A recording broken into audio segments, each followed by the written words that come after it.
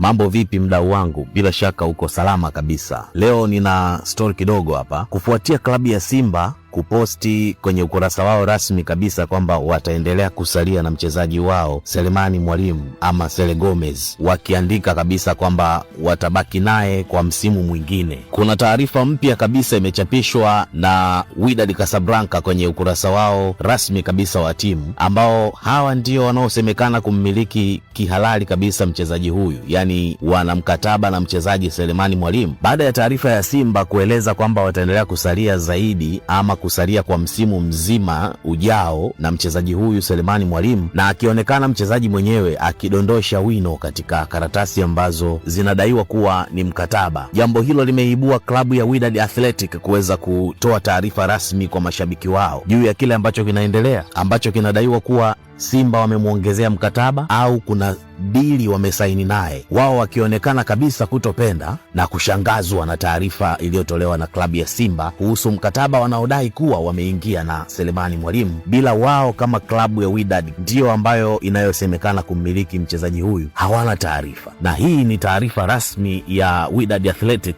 ikizungumza kuhusu kile ambacho kipo katika mkataba wao na Selemani Mwalimu, wakiwatoa hofu mashabiki wao kwamba Selemani Mwalimu ni mchezaji wao bado na wana mpango naye. Labda nikusomee kwa tafsiri tu. Hii imeandikwa kwa Kiarabu lakini tafsiri kwa Kiswahili ni hii hapa. Taarifa kwa umma.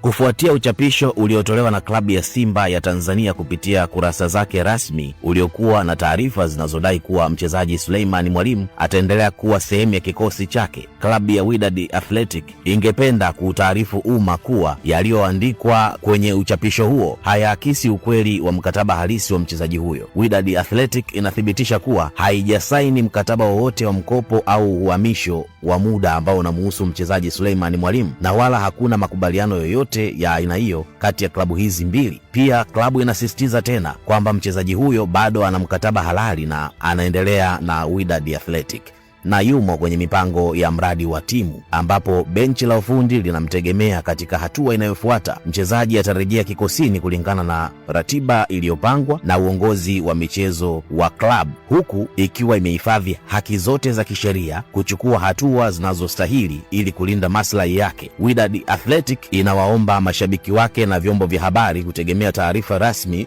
zinazotolewa kupitia chaneli rasmi za klabu pekee na kutofuata au kuamini taarifa zozote zisizotoka klabuni. Huo ndio ujumbe ambao umeandikwa au umepostiwa rasmi katika ukurasa ama kurasa za Wydad Athletic. Sasa nini kilichopo nyuma ya hili? Je, ni uigizaji, drama ama unaweza kusema kitu gani?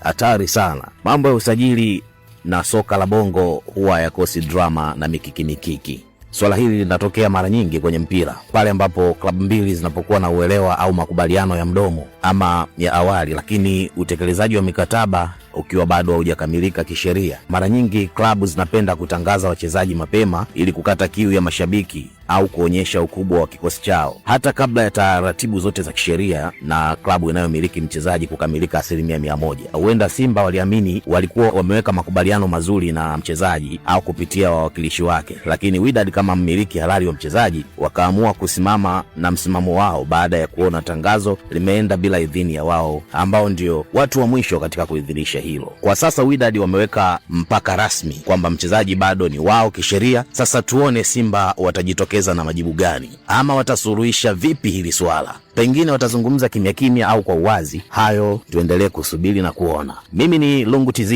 Kama bado hujanifollow, fanya hivyo kwenye mitandao ya kijamii, nifuatilie kwa taarifa zaidi.